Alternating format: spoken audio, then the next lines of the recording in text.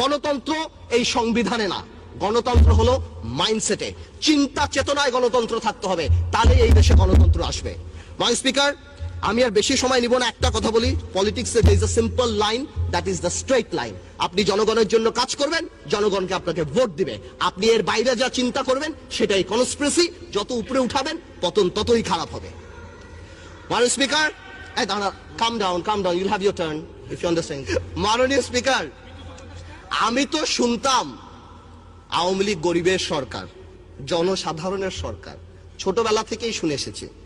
মাননীয় স্পিকার, এখন দেখি আওয়ামী লীগ ব্যাংকারদের সরকার।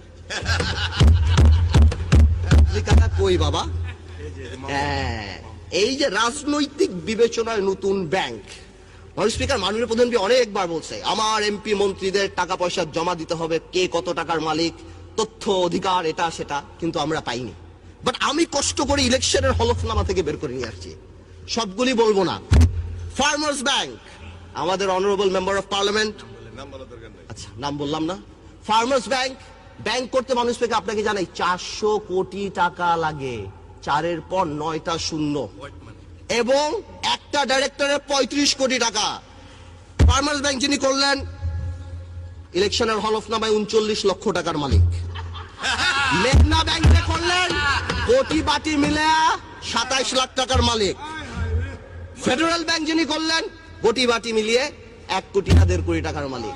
দুর্নীতি নাকি আমরা করি? ইয়া খোদা, আমার কথা কি, দুর্নীতি অনেকেই করে লুকায়া টুকায়া করে, কিন্তু এইটা কি দুর্নীতি?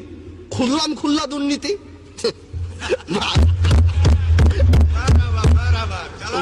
আপনাকে কিছু ডিজিটাল দুর্নীতির স্যাম্পল দিতে চাই। দুর্নীতির কথা স্টার্ট করলে শেয়ার মার্কেট নিয়ে কথা বলতে হয়, অর্থনীতি নিয়ে কথা বলতে হয়।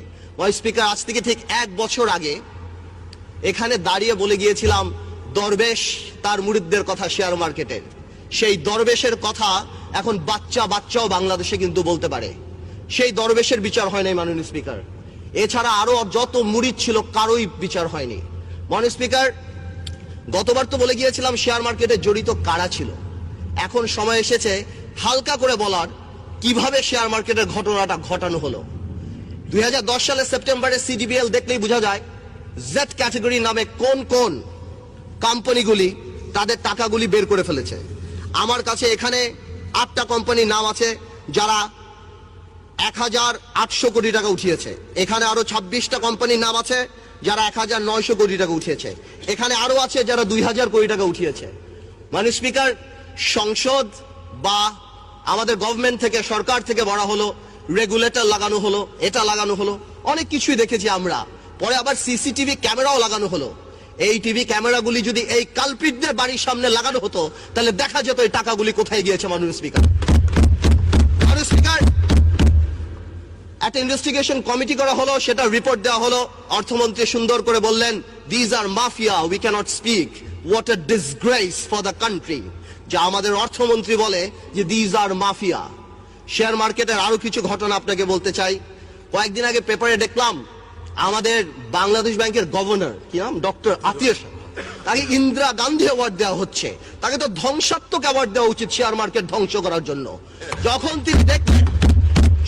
তিনি দেখলেন যে 40% to 30% ইনভেস্টমেন্ট ব্যাংক করে ফেলেছে, তিনি যে বুঝালেন, আগে থেকেই অর্থমন্ত্রী যিনি অন রিপিটেড ফ্যাশন আগেও বলেছে আমি শেয়ার মার্কেট বুঝি না, তাদেরকে নিয়ে শুধুমাত্র ওয়ার্ল্ড ব্যাংক আর IMF কে খুশি করার জন্য, চাকরির শেষে ভবিষ্যতে অন্য চাকরি পাওয়ার জন্য কি বলা হলো, bank must withdraw the money. মাননীয় স্পিকার, 200 কিলোমিটার স্পিডের একটা গাড়ি যদি আপনি হঠাৎ ব্রেক করেন তাহলে কি হবে? যাত্রীরা নিহত হবে। এই বাংলাদেশের ব্যাংকের কিছু ব্যবসায়িক শকুনরা আর তাদের আশেপাশের কিছু ব্যবসায়ীরা এই শেয়ার মার্কেট থেকে টাকাটা নেওয়া আরম্ভ করলো।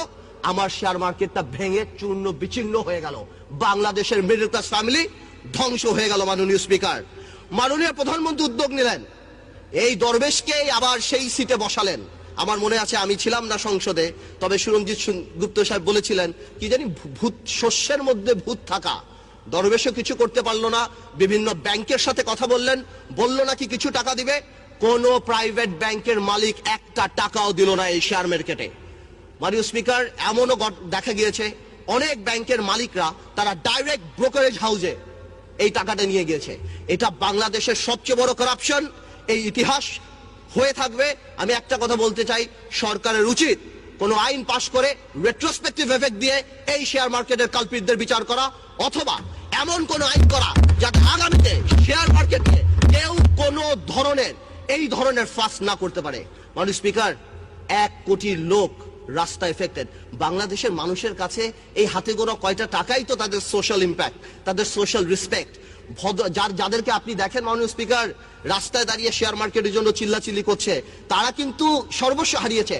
আরো অনেক লোক আছে, আরো অনেক মা বোনের আছে, আরো অনেক মিশনে আমার আর্মি অফিসাররা আছে, আরো অনেক পুলিশের কর্মচারী আছে, সরকারি কর্মচারী আছে, যারা রাস্তায় লজ্জায় বের হতে পারে না।